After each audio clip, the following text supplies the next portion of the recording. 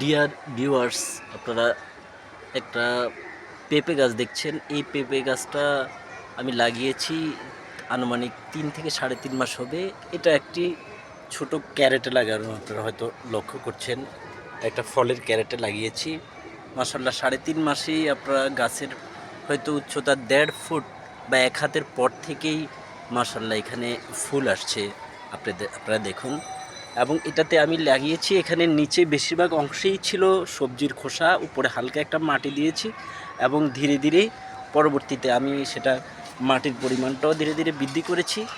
এবং আপনারা দেখছেন এটাতে মাশাআল্লাহ খুব সুন্দরভাবে আপনার পেঁপে হচ্ছে।